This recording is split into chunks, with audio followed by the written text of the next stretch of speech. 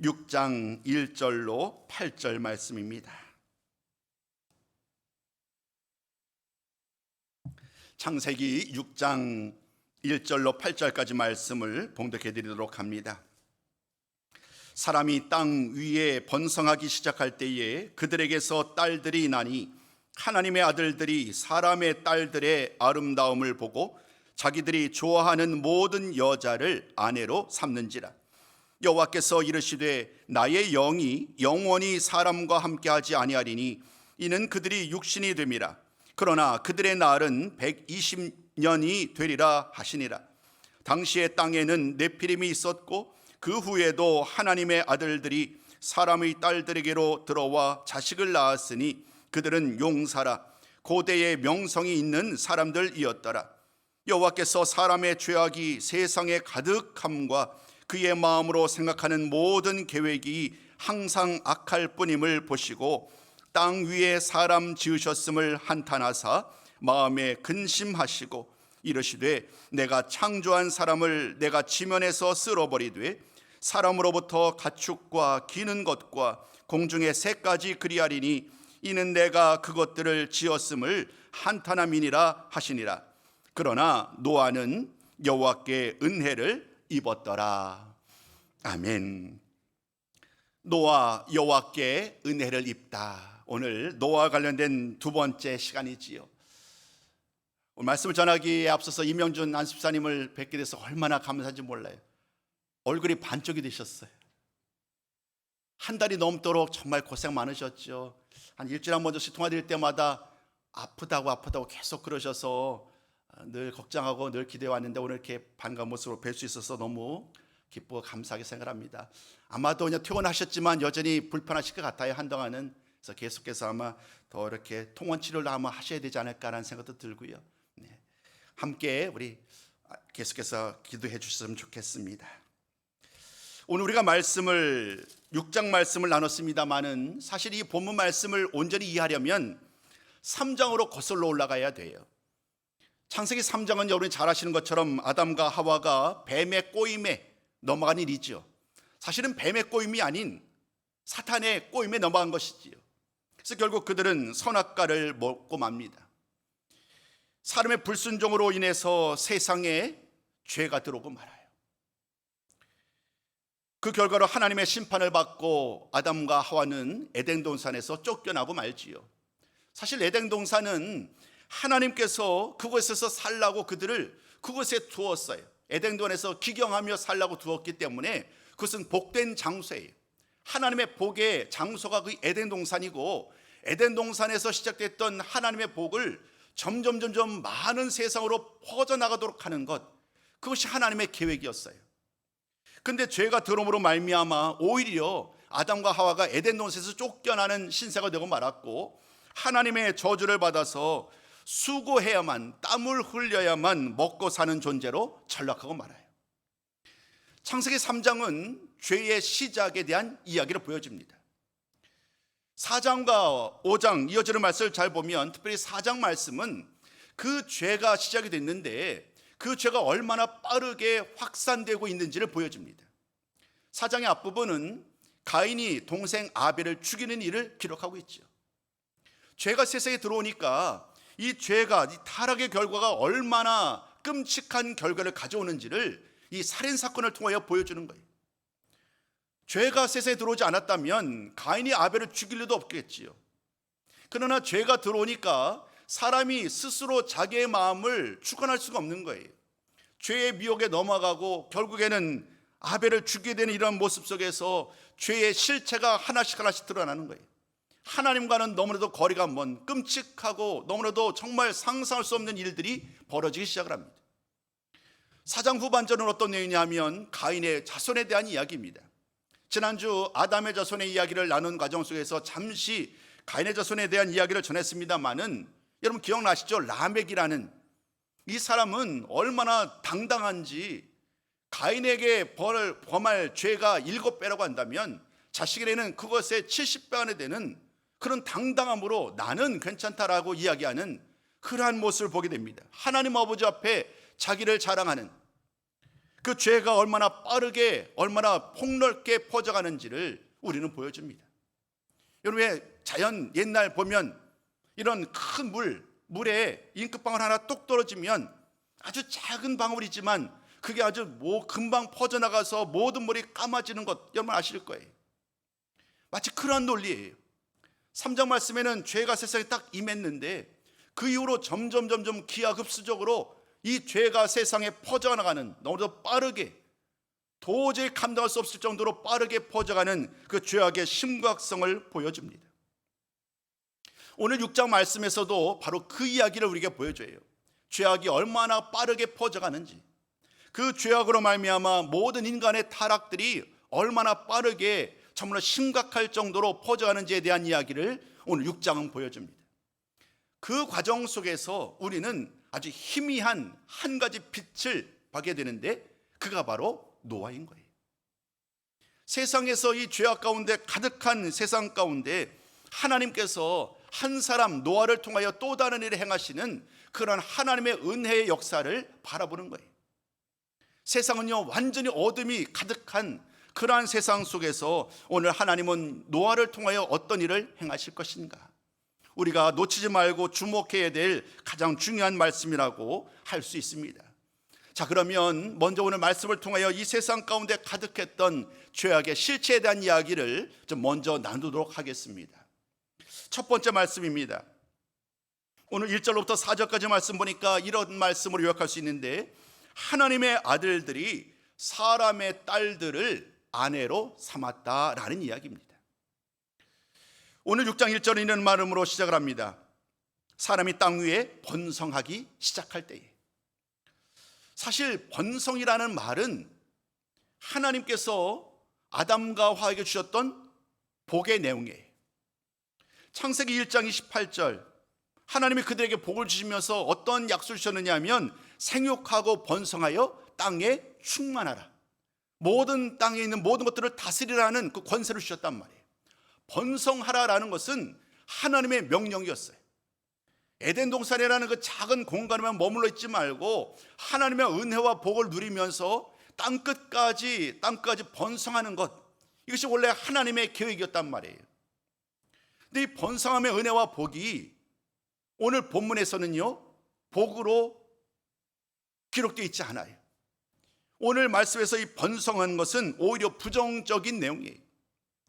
똑같은 번성함인데 어떤 번성함은 복이고 어떤 번성함은 복이 아닌 오히려 부정한 의미로 작동했느냐, 그 이유는 딱 한 가지, 죄가 들어왔기 때문이에요.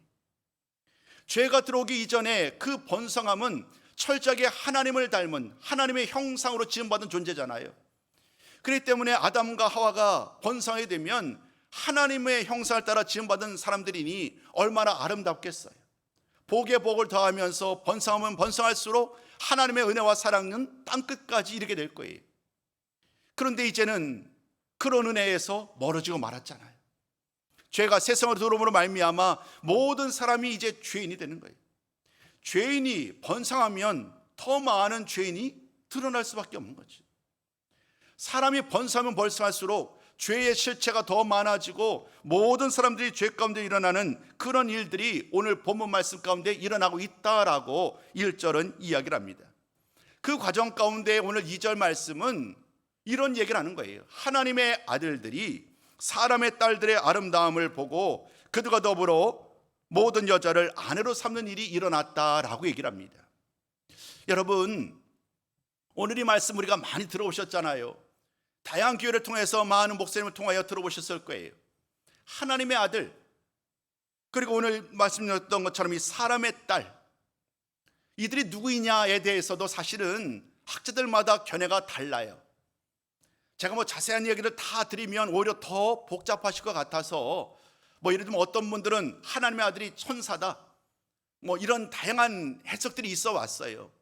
그런데 일반적으로 받아들여지는 가장 일반적인, 또 우리들도 공감하는 것은 뭐냐면 이 하나님의 아들들은 셋의 자손들을 말한다. 그리고 사람의 딸들은 가인의 자손들을 말한다는 것으로 이해하는 것이 가장 적절할 것 같아요. 지난주에 살펴봤던 것처럼 셋의 아들들이 의미하는 것이 뭐냐면 그들은 경건한 사람들이에요. 아담의 계보를 따르는 사람들로 그 마지막에 우리는 족보의 마지막에 노아까지 살펴봤잖아요. 이들은 하나님의 은혜를 따라서 경건한 자손으로 계속해서 하나님의 약속을 이어받는 사람들이에요. 그에 비해서 가인의 자손들은 하나님의 은혜를 입기보다는 오히려 경건하지 않은 사람들이지요. 죄악의 지배를 받는 사람이었고 이들은 하나님 앞에 온전한 모습으로 나아가는데 실패했던, 경건하지 않았던 그런 자손이에요. 하나님은 명확하게 이 두 자손들을 대조하면서 하나님이 누구를 통하여 일하시는가, 누구를 통하여 역사하시는가를 분명히 보여주셨어요. 가인의 자손이 아닌 셋의 후손을 통하여 하나님의 놀라운 역사를 이어가시겠다는 거예요. 그런데 문제는 뭐냐면 죄가 점점 지배를 하니까 이 셋의 자손들이 철저하게 경건한 마음으로 셋의 자손 안에서 서로 남편과 아내를 만나고 결혼을 해야 되잖아요. 그래야 하나님의 신실한 계획 속에서 서로 경건함으로 하나 되어서 계속해서 나아갈 수 있게 되는데, 어느 순간부터 그들이 하나님의 아들이라고 일컬어지는 이 경건한 셋의 후손들이 그들 역시 죄의 지배를 받게 되는 거예요. 그러다 보니까 눈앞에 자기들이 좋아하는 대로 경건하지 아니한 가인의 자손들을 아내로 맞이하는 일들이 일어나고 말았어요. 경건함과 경건하지 않음을 막아냈던 그 모든 경계가 무너지고 만 거예요. 스스로 사람이 좋은 대로, 우리가 계속 말씀을 읽다 보면 반복되는 말이 뭐냐면 자기들이 좋아하는 대로라는 말이에요.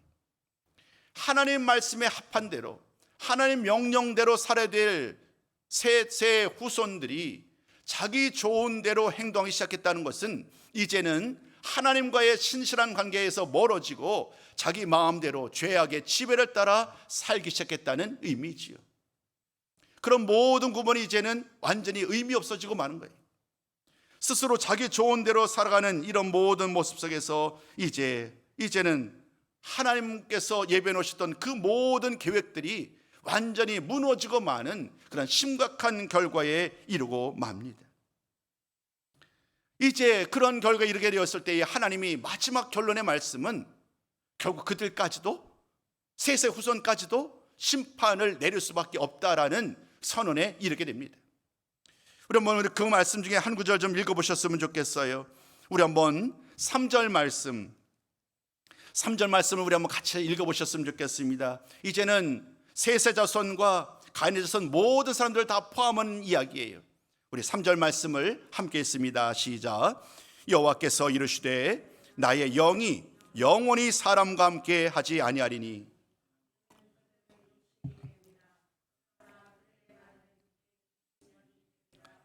아멘. 오늘 3절 말씀을 잘 보니까 하나님이 그들에게 이제 마지막 심판을 내리시는 거예요. 그 심판의 내용을 근데 잘 보시면 두 가지죠. 두 가지.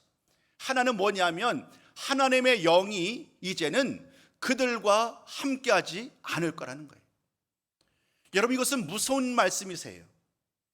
우리가 창세기 맨 처음으로 거슬러 올라가다 보면 하나님이 말씀으로 천지를 창조하시잖아요. 사람도 마찬가지예요. 흙으로 사람을 빚지요. 그러나 맨 처음 그 사람이 지었을 때에 여전히 호흡을 하지 않았어요. 근데 하나님께서 그에게 생기를 부어 주심으로 말미암아 비로소 살아있는 사람이 되었잖아요. 영은 이와 같은 역할을 하는 거예요. 영은 생명이에요. 그런데 오늘 말씀에 의하면 하나님의 영이 영원히 사람과 함께 하지 않는다는 것은 뭐냐면 더 이상 그들에게 생명이 없다는 얘기예요. 생명이 함께함으로 말미암아, 영원한 하나님의 영이 함께함으로 말미암아 생명을 누리고 영원한 기쁨을 누려왔는데, 하나님의 말씀을 따라 살지 못하고 자기 마음대로 자기 뜻대로 행하는 결과로 말미암아 하나님의 영이 더 이상 그들과 함께하지 않겠다. 사람의 몸은 살아있는데 하나님의 영이 떠난 사람이 과연 옳은 사람일까? 하나님이 기뻐하는 사람일까? 그런 의미에서 오늘 이 말씀은 얼마나 무서운 경고요 심판인지 모르겠습니다. 두 번째 말씀이 이렇게 또 이어집니다. 그들의 날이 120년이 되리라. 이 120년이 된다는 말씀은 어떤 말일까요? 사실 이 말씀도 여러 가지 다양한 해석들이 있어 왔습니다만은 가장 우리가 성경 전체를 볼 때에 우리가 가장 합리적으로 이해할 수 있는 것은 이와 같습니다. 지금 현재 이제 하나님의 이런 경고에 따라서 하나님의 영이 더 이상 그들과 함께하지 않지요. 그리고 120년 동안 그들에게 이제 살아있는 그들의 날이 120년이 된다는 이야기는 120년 후에 홍수로 그들 모두를 다 휩쓸어 간다는 거예요. 지금까지는 수백 년을 살아왔죠. 무드셀라 같은 경우는 거의 1000년 가까이를 살아왔지만 이제 더 이상 그러한 기회는 없는 거예요. 120년 후가 되면 그 사람이 그들의 나이가 얼마인지는 문제되지 아니하고 120년 후에 모든 사람들이 다 홍수에 멸망하게 되는 그러한 마지막 심판의 이야기를 이 두 가지 이야기를 통하여 분명하게 보여줍니다. 사랑하는 성도 여러분, 하나님의 말씀을 따라 살지 못했던 아담과 하와, 그리고 하나님의 말씀을 따라 신실하게 경건하게 늘 하나님의 인도함을 따라 살아가야 될 기회가 아담의 자손들에게, 셋의 자손들에게 허락되었지만 그들 역시 자기 좋은 대로 행함으로 말미암아 결국 그 은혜의 약속마저도 결국 사라지고 마는 그 위기에 빠지게 됐던 말씀을 오늘 본문을 통하여 보여줘요. 하나님 아버지 앞에 온전히 나가야 될, 늘 하나님의 도움을 따라 살아야 될 그들이었지만 인간의 욕심을 앞세워 살아갔던 그 결과는 결국 자신의 모든 생명이 다 사라지고 마는 너무나도 참혹한 결과에 이르고 말 것임을 하나님은 오늘 말씀을 통하여 분명히 보여주셨어요. 하나님의 말씀을 따라 살아가야 마땅한 사람들이 하나님을 떠날 때에 어떤 결과에 이르게 되는지를 오늘 우리는 이 말씀을 통하여 분명하게 깨닫게 됩니다. 큰 두 번째 말씀으로 계속 이어갑니다. 큰 두 번째, 하나님께서는 세상을 멸하기로 계획을 하시지요. 이 말씀은 오늘 우리가 나눴던 4절까지의 말씀의 결과입니다. 하나님이 이 세상을 바라볼 때에 결국 그 누구 하나 온전한 사람이 보이질 않는 거예요. 모든 사람들 다 자기 좋은 대로 생활하기 시작했고 모든 세상을 다 돌아보아도 사람들의 죄악이 이 세상에 가득하였다라고 오늘 5절 말씀이 이야기를 해요. 그리고 사람의 마음의 생각마저도 악하다. 하나님이 공의의 하나님이시잖아요. 선하신 하나님이란 말이에요. 우리는 말씀을 통하여 선하신 하나님께서 이 세상을 아름답게 창조하셨고 그 창조된 세상을 바라보면서 하나님이 너무나도 좋아하셨던 그 창세기 1장에서의 그 아름다운 관계가 이제 완전히 사라진 그 세상을 바라보고 있는 거예요. 그 어느 곳에서도 하나님의 사랑과 은혜를 찾아볼 수 없는 그 마음이 패역하여서, 그 마음이 부패하여서 항상 악한 것을 하나님은 바라보게 됩니다. 그래서 하나님은 오늘 이 모든 상황 속에서 하나님이 사람 지으신 것을 한탄하시면서 마음에 근심하셨다라고 말씀하지요. 한탄, 근심. 사실 우리가 성경을 좀 많이 깊이 읽어보신 분들은 질문을 하셔야 됩니다. 아니 목사님, 분명히 하나님은 근심하지 않으신다고 그랬는데 오늘 본문에서 이 근심한다는 것은 무슨 말인가요? 어느 곳에서는 근심하지 않는 하나님인데 왜 여기서는 근심하신 하나님입니까? 라고 이야기할 수 있을 것 같아요. 여러분, 여기서 이 한탄과 근심의 의미가 뭘까요? 하나님이 세상을 아름답게 창조하셨고 선한 목적을 가지고 창조하셨는데 그 창조하신 것을 후회하신다는 것일까? 그렇지 않아요. 여기서 말하니 한탄한다는 것은요, 그 죄악으로 가득한 이 지금의 현실을 바라보시면서 하나님이 한탄하시는 거예요. 하나님이 원하시는 것은 결코 그것이 아니었는데 지금 인간의 죄악으로 말미암아, 그 범죄함으로 말미암아 일어나고 있는 이 현실의 문제들이 얼마나 안타까운지 하나님이 그 죄와 그 결과로 말미암아 하나님이 비통해 하신다. 그런 의미로 이 말씀을 이해합니다. 하나님이 세상을 너무나도 사랑하셨고 그들과 더불어 아름다운 계획을 이루어가기를 원하셨는데 그 죄악으로 말미암아, 사탄 마귀의 세력으로 말미암아 하나님의 계획에서 점점 멀어지는 이 실상 앞에 하나님은 너무나도 안타까워 하시는 거예요. 더 이상 그들에게 기회할 수 없기에 죄악이 세상에 가득했기 때문에 하나님이 이제 결단을 내릴 수밖에 없어요. 그 죄악을 완전히 씻어버리고 완전히 사라지게 하지 않는 이상에는 이 죄의 관영함을 도저히 막을 길이 없는 거예요. 그래서 하나님께서는 이 세상을, 이 모든 것을 지상에서 다 쓸어버리겠다라고 하나님은 결론을 내리게 되시는 거지요. 오늘 7절까지의 말씀이 바로 그 내용이에요. 그런데 여러분, 마지막 세 번째 짧은 말씀입니다만은 핵심되는 말씀이 오늘 8절이잖아요. 8절은 이렇게 말을 합니다. 그러나 노아는 여호와께 은혜를 입었더라.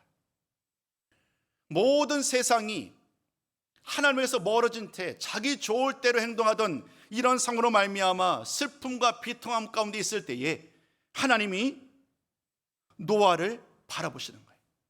노아를 바라보시고 하나님께서 그에게 은혜를 베푸시는 놀라운 역사가, 너무나 희미한 말씀이지만 노아를 통하여서 하나님은 또 다른 기회를 이어가실 그런 계획을 세우시게 되는 거예요. 다음 주에 우리가 이제 9절부터 시작되는 말씀을 나누게 됩니다만은 다음 주는 이제 노아의 초점을 맞추고 있어요.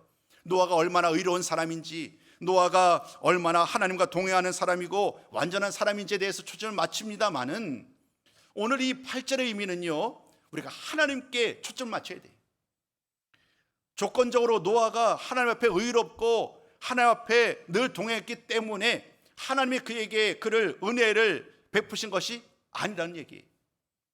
하나님이 그를 눈여겨보신 것이고 하나님의 마음이 그를 향하여서 은혜를 베풀기를 원하시는 거예요.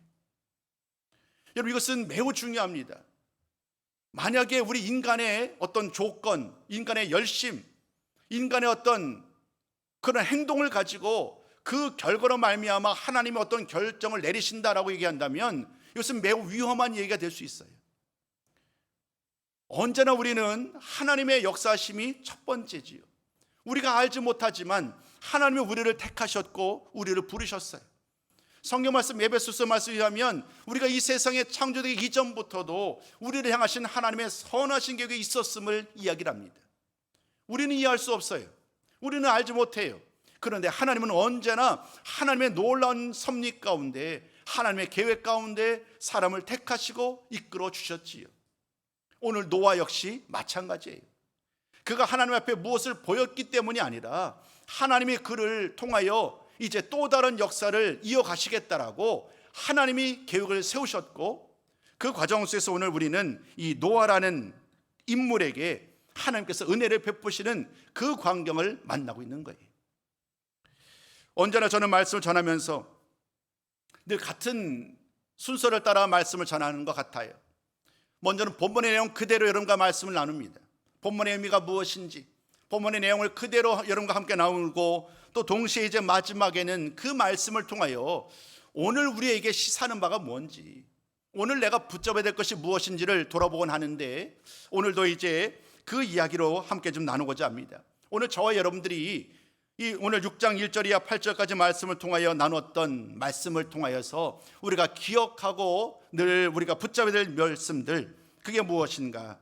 우리 한번 세 가지를 준비했는데요, 이 말씀 좀 같이 읽어보셨으면 좋겠어요. 첫 번째 말씀 우리 한번 같이 한번 읽어보도록 합니다. 시작. 세상을 사랑하면 성령이 떠나고 결국 사망에 이르고 만다는 거예요. 오늘 6장 1절로부터 4절까지 말씀 속에서의 이야기예요. 눈앞에 셋의 자손들이 경건한 셋의 자손들이었는데, 이 사람의 딸들을 보니까, 아름다운 여인들을 보니까 욕심이 생긴 거죠. 정욕의 마음이 갑작스럽게 생기게 되다 보니까 그 경건함에서 멀어지는 거예요. 여기 말씀을 잘 보니까 모든 여자를 아내로 삼았다. 그냥 자기의 욕심을 채우고자 가리지 아니하고 수많은 여인들을 아내로 삼는 이런 일들이 일어나게 되는 거예요. 이 말씀을 통해서 우리가 깨닫게 되는 것, 결국에는 이런 욕심을 품고 살아가는 것, 그 욕심을 품고 살았던 결과가 하나님의 영이 떠나가는 것이었잖아요. 하나님의 영이 떠나간다는 것은 결국 생명을 잃어버린다는 거예요. 마지막 결과는 사망일 수밖에 없지요. 이 말씀을 사도 바울은 전혀 다른 상황이지만 동일한 내용으로 이렇게 고백한 적이 있어요. 갈라디아서 5장 17절 말씀을 우리 한번 같이 한번 보도록 하겠습니다. 함께 이 말씀 있습니다. 시작. 육체의 소욕은 성령을 거스르고 성령은 육체를 거스르나니 이 둘이 서로 대적함으로 너희가 원하는 것을 하지 못하게 하려 함이니라.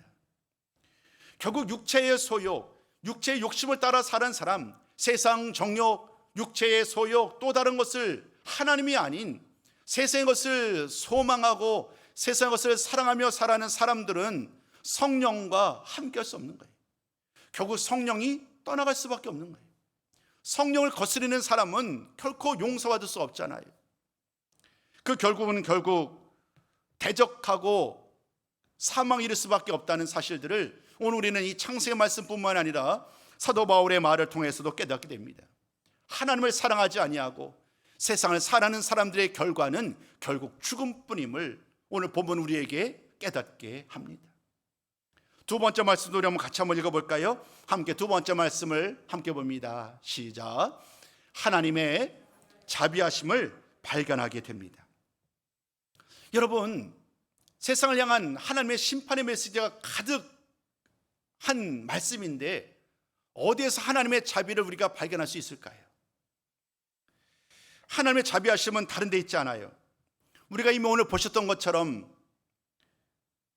셋의 자손들도 결국 타락하고 말았잖아요. 경건함에서 떠나서 죄악을 짓고 말았어요. 사람의 딸들과 혼인을 하고 수많은 사람들을 아내로만 이런 모든 과정 속에서 하나님의 영이 떠나고 말았고 멸망이 이르게 돼요. 근데 여러분, 그들에게 120년이라는 시간이 그들에게 허락돼요. 하나님은 말씀을 통하여 천지를 창조하신 분이에요. 6일 동안 천지를 창조하신 분이에요. 그렇다면 천지를 창조하신 것 그대로 말씀으로 모든 것들을 한순간에 다 멸망에 이르사실 수 있는 분이시겠지요. 그런데 하나님은 그렇지 않아요. 단번에 모든 것을 다 사라지게 할 수 있음에도 불구하고 하나님은 120년이라는 세월을 굳이 그들에게 허락하고 계세요. 이것은 우연이 아닌 거예요. 이것은 그들에게 하나님은 이 120년이라는 세월 동안 분명히 사인을 주시는 거예요. 사인을. 아직 120년의 세월이 남아있으니 이제 앞으로 이제 노아가 그 방주를 짓는 일들이 일어나게 될 것 아니겠어요? 그것을 보고 아직 기회가 있다는 거예요. 회개할 기회가 있으니 회개함으로 돌아오라는 그 사인을 좀 주고 계시는 거지요. 이런 모습을 통해 우리는 하나님의 자비하심, 여전히 하나님께서 심판을 내리셨지만 그러나 그런 그들에게도 여전히 소망을 버리지 아니하고 120년을 기다리겠다는 하나님의 그 자비의 마음들을 우리는 오늘 본문을 통하여 깨달아야 하는 거예요. 단순히 눈에 보이는 것이 전부가 아니라 그 모습 속에서 그 경고와 심판의 메시지 속에서 언제나 하나님의 은혜와 사랑을 깨닫게 됩니다. 성경의 모든 말씀이 다 이와 같아요. 모든 선지자를 통해 주셨던 말씀도 언제나 이와 같지요. 바벨론의 포로가 될 것이다 라는 말씀 속에서도 그 모든 시간을 견뎌낼 것을 말했던 그 하나님의 말씀처럼 오늘도 하나님은 120년의 시간을 주면서 그들로 다시금 돌아오라고 하나님의 자비하심으로 그들에게 역사하는 모습을 보게 됩니다. 참으로 우리 하나님은 심판에 대한 말씀으로 나아가지만 우리 하나님은 사실은 자비로우신 하나님이심을 오늘 이 말씀을 통하여 깨닫게 됩니다. 하나님의 자비하심을 드러내는 가장 대표적인 본문 우리 한 구절만 같이 읽어보실까요? 우리 이 시간 출애굽기 34장 말씀인데요, 같이 한번 이 말씀을 좀 나눠보셨으면 좋겠어요. 함께 했습니다. 시작. 여호와라 여호와라 자비롭고 은혜롭고 노하기를 더디하고 인자와 진실이 많은 하나님이라. 인자를 천대까지 베풀며 악과 과실과 죄를 용서하시리라. 우리 하나님이 이런 분이심을 늘 기억하시고 자비의 하나님, 은혜의 하나님, 노하기를 더디하시는 하나님, 그 하나님 아버지 앞에 더 겸손히 나가는 우리 모두 성도가 되셨으면 좋겠습니다. 마지막 큰 세 번째, 우리가 꼭 사모해야 될 세 번째 말씀 우리 한번 같이 읽어보도록 하겠습니다. 화면에 준비된 말씀 함께 있습니다. 시작. 어떤 상황에서도 믿음을 잃지 말아야 합니다. 오늘 이 말씀을 드리게 된 결론은 노아 때문이에요. 모든 세상이 다 자기 좋은 대로 아내들을 맞이하고 정욕대로 죄악 가운데 즐거워하면서 살아가는 상황이었지요. 하나님이 오죽하면 그 모든 세상 가운데 더 이상 희망이 없음을, 그 나서부터 마음의 생각이 다 악으로 가득했다라는 사실로 인하여 하나님이 한탄했던 일을 통하여 우리는 얼마나 참혹한 상황인지를 깨닫게 됩니다. 그런데 여러분, 그러한 상황 가운데 오늘 8절 말씀이었죠. 노아는 여호와께 은혜를 입었더라는 이 말씀을 통하여 노아 한 사람에게 하나님은 희망을 보았던 거예요. 타락한 모습은 그때나 지금 오늘이나 다르지 않지요. 오늘 이 세상도 우리는 결코 정의롭다고 말할 수 없습니다. 이 세상도 여전히 타락과 불법과 불의가 가득한 세상 속에 살아가고 있어요. 오늘 이 아담 그리고 하와 이어지는 모든 과정 속에서 하나님의 놀라운 섭리함 속에서 하나님이 또다시 셋의 후손을 통하여 하나님의 일을 계속 계획하셨지만, 그러나 그 모든 것들도 다 중간에 멈추고 말았지요. 그러나 그 과정 속에서 한 사람 노아로 말미암아 하나님은 또 다른 하나님의 계획을 이루어갈 수 있었어요. 이것이 오늘 우리에게 주시는 교훈이 뭔가 하면, 오늘 이 세상이 아무리 불의와 불법이 악이 판을 친다고 할지라도 우리는 반드시 이 모든 상황 속에서 우리의 믿음을 지켜내야 한다는 거예요. 타협하지 말자는 거예요. 불의와 불법에서 굴복하지 말자는 거예요. 노아의 모습을 기억하면서 우리 반드시 하나님 앞에 또 하나님만을 의지하고 하나님을 바라보아야 된다는 그 사실을 오늘 이 노아의 이야기를 통하여 우리에게 보여주고 있어요. 굳이 히브리서 11장까지 가지 않아도 히브리서 11장 7절이지요. 절수까지 잘 정확하지 않습니다. 7절이 아마 맞을 거예요. 거기에서 노아에 대한 이야기를 강조하거든요. 그가 믿음으로 그 하나님의 역사에 참여했기 때문에 맨 마지막 말씀이 의의 상속자가 되었다고 말씀하세요. 사는 성도 여러분, 믿음으로 살아가는 놀라운 은혜가 결국 노아로 말미암아 하나님의 은혜를 받는 사람으로 인정받게 된 것이지요. 우리의 믿음, 그 어떤 상황 속에서도 흔들림 없이 변찮은 믿음 가지고 이 모든 상황을 능히 이겨낼 수 있는 우리 모든 성도가 되셨으면 좋겠습니다. 사는 성도 여러분, 세상이 험합니다. 우리를 유혹하고 사탄 마귀들은 우리를 넘어뜨리려고 오늘도 온갖 방법으로 유혹하는 것 같습니다. 마지막 때가 올수록 그 미혹하는 방법들은 더 집요하고 더 심각할 것입니다. 그러나 기억할 것은 그 어떤 상황 속에서도 굴복하지 아니하고 끝까지 믿음을 지킬 때에 그 사람이 우리 주님과 더불어 영원한 하나님 나라에서의 그 하나님 나라의 기쁨을 누리게 될 줄로 믿습니다. 오늘 이 사실을 늘 기억하시고 노아를 통하여 하나님께서 이루하셨던 그 놀라운 약속을 오늘 나를 통하여, 우리를 통하여, 이미 예수님을 통하여 이 구원의 역사를 보여주셨으니 이제 그 마음 가지고, 변찮은 마음 가지고 이 믿음 생활을 끝까지 잘 감당케 하여 주옵소서. 늘 하나님만 의지하고 신실함으로 정직함으로 살가여 주옵소서. 이렇게 기도하며 나아가는 우리 모든 성도님들이 다 되시기를 주님의 이름으로 축원합니다.